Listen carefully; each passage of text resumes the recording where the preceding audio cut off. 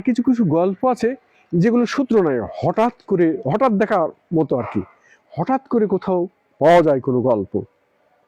যেরকম একটা গল্পের কথা বলি, আমি একসময় রেডিওতে মুক্তিযোদ্ধাদের সাক্ষাৎকার নিতাম, 2 বছর এই কাজটা করেছিলাম।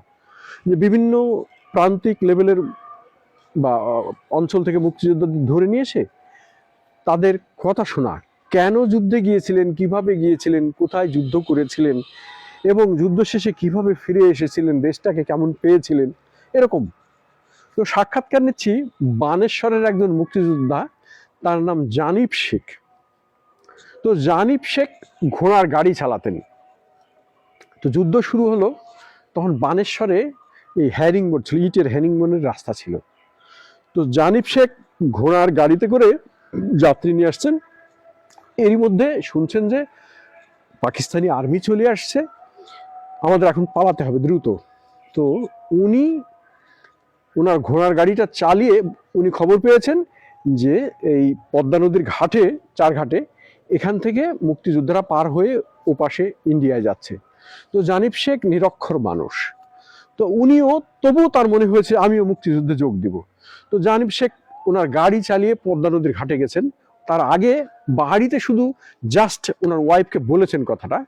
ওনার ওয়াইফ মানে 13 দিনের বউ, মাত্র 13 দিন আগে জানিব শেখের বিয়ে হয়েছে। তো এরকম বউ এখন তো ততদিন 13 দিন পর্যন্ত সব নিয়েই বেড়ায় এখনকার ছেলে মেয়ে, তাই না?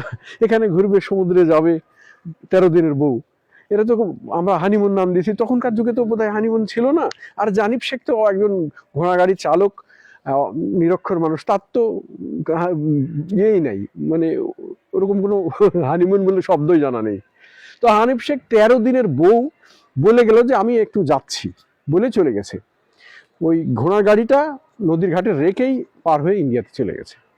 প্রশিক্ষণ নিয়েছেন, যুদ্ধ করেছেন, যুদ্ধ শেষে দেশ স্বাধীন হয়েছেন।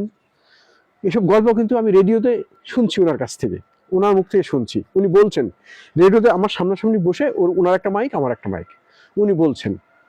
তো আমার শুধু আগ্রহ যে যুদ্ধ শেষ করে এলো, তারপর কি হলো, তাড়াতাড়ি ওই জায়গাটায় পয়েন্টে আসতে চাচ্ছি। তো আমি বলছি যে আচ্ছা যুদ্ধ কোন কোন এলাকায় বললেন, সেসব গল্প বললো। তারপর কোন বর্ডার দিয়ে পার হলেন, সেসব গল্প বললো। বলতে বলতে আস্তে আস্তেই আমি বললাম যে বাড়িতে কখন ফিরলে। আমার ভেতরে একটা তাগাদা যে নতুন বউ রেখে গেছে, 13 দিনের বউ মানে কি ওর কাছে পৃথিবীর সবচেয়ে সপ্তম আশ্চর্য। ওর ভেতরেও বোধহয় যুদ্ধক্ষেত্রে ফেলে কতবার চলে আসতে চেয়েছে, হয়তো সুযোগ পায়নি তাই আসেনি।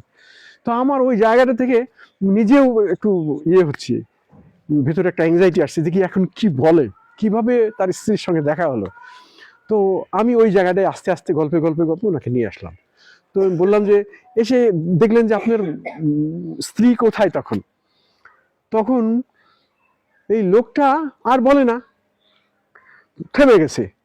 থেমে যে আমি বললাম যে আপনার স্ত্রী কোথায়, তখন রিপিট করলাম।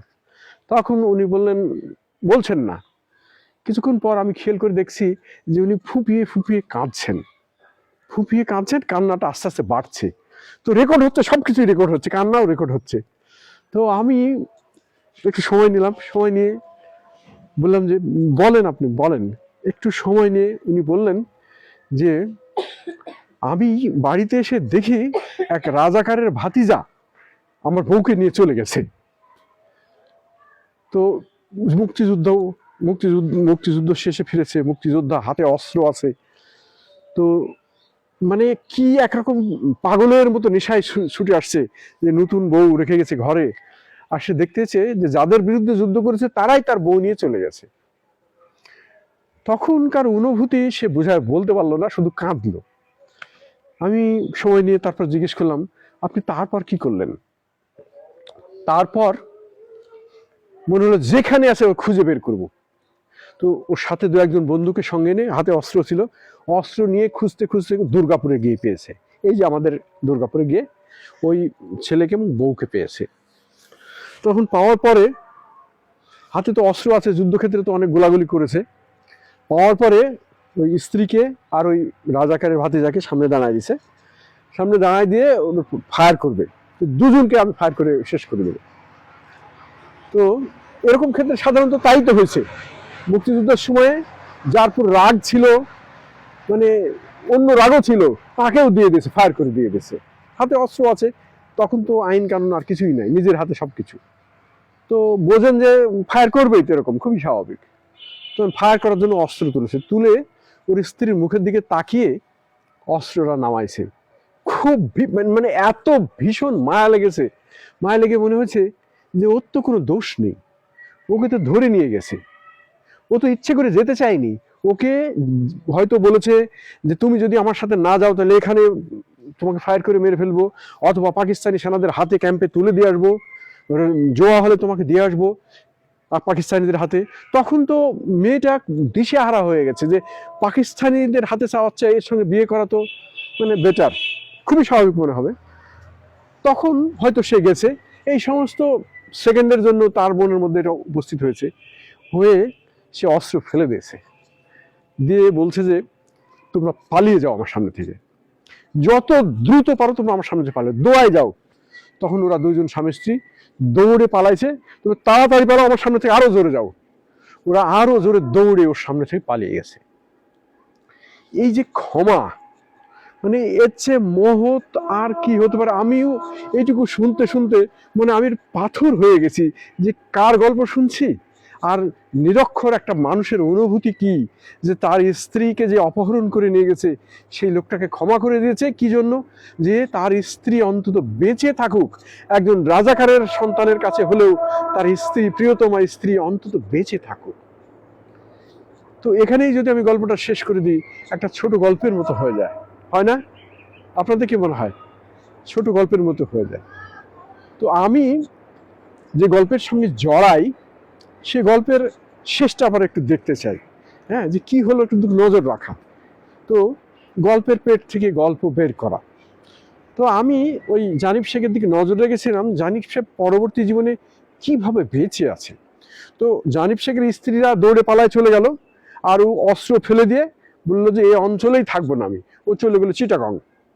সরকার ওকে আনসার বাহিনীর চাকরি দিয়েছিল, কিছুদিন চাকরি করেছিল, করে দেশে আর আসেনি, যে এই পুরা দেশকে আমি আর, পুরা মুখ আর এই পুরা দেশকে আমি দেখাইবো না। ও চিটাগাং চলে গেছে, চিটাগাং দীর্ঘদিন ছিল। তার গল্পটা আমি যখন শুনি তখন 40 বছর পার হয়ে গেছে। তো 40 বছর পরে যেভাবে ফুঁপিয়ে কেঁদেছিল, আমার মনে হচ্ছে যে এটা কালকের ঘটনা। যেভাবে কাঁদছে মানুষটা, মনে হচ্ছে কালকের ঘটনা। যাই হোক, পরবর্তী জীবনে সরকার ওকে 10 কাঠা জমি, খাস জমি দিয়েছিল, সেই খাস জমি দখল নিতে পারে না। তো এই সূত্র ধরেই আমার সঙ্গে তার পরিচয় হয়েছিল। আমি লেখালেখি করার পর জমির দখল হয়েছিল, মানেশ্বরে বাড়ি, খুঁটিপাড়া গ্রামে বাড়ি করেছিল। বাড়ি করার পর এই গল্প এতক্ষণ যা করলাম, তারপরে এখন যা বলবো এটা তার চেয়েও দুঃখজনক। পরবর্তীতে তাকে বিয়ে দেওয়া হয়েছিল জোর করে, তার সন্তানাদি হয়েছিল, কিন্তু মানে বলছি যে এতক্ষণ যা বললাম এখন যেটা বলবো তার চেয়ে দুঃখজনক। বাড়ি করেছে সরকারি জমিতে, তার ছেলে সন্তান হয়েছে, ছেলে মেয়ে হয়েছে, কিন্তু পারিবারিক একটা ভুল বোঝাবুঝির কারণে গত কয়েক বছর আগে জানিব শেখ বিষ পান করে আত্মহত্যা করেছেন। মানে কি লাভ হলো? যুদ্ধক্ষেত্রে একটা গুলি তার জীবন নিয়ে নিতে, কেড়ে নিতে পারতো, যে কোনো মুহূর্তে নাকের ডগায় প্রাণ নিয়ে যুদ্ধ করেছে, যে কোনো মুহূর্তে এটা হতে পারতো, হয়নি। যখন দেশে ফিরে এসেছে তখন পাল্টাপাল্টি যুদ্ধে দেশেও তার কিছু হতে পারো, অসুখ বিসুখ হয়ে যেতে পারতো, এত দীর্ঘ জীবনে হয়নি, বেঁচে ছিলেন, নিজেই আত্মহত্যা করলেন। এই পর্যন্ত যদি বলি সেটা আর একটা জিনিস হয়। এখন আপনারা নির্মাতা, মানে আপনাদের হয়তো আমি একটু ভাবনা জোগাচ্ছি, এর চেয়ে বড় গল্প প্লট আপনাদের সবার কাছেই তো আছে, আমি একটু ভাবনা তৈরি করে দিচ্ছি আর কি, যে আপনারা একটু চিন্তা করেন, আপনারা একটু ভাবেন যে জানিব শেখের জীবনটা যে এই দেশের জন্য সঁপে দিয়েছিল জীবনটা, পরবর্তীতে জানিব শেখের জীবনটা মানে এটাকে কি জীবন বলবো আমরা?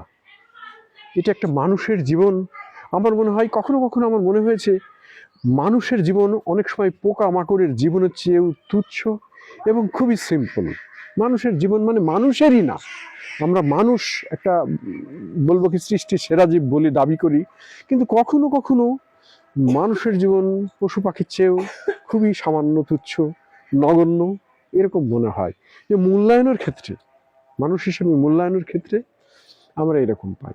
এখন একটা কাজ আমাদের মানুষ হিসেবে, আপনাদের কাজটা আমার কাছে বড় মনে হয় এই জন্য যে আপনারা একটা মানুষকে এমনভাবে তুলে আনতে পারেন এবং শেষে একটা মূল্যায়ন, একটা ডালপালা যোগ করে এমন জায়গায় দাঁড় করিয়ে দিতে পারেন যে সেটা হয়তো মানুষের মর্যাদা পেল।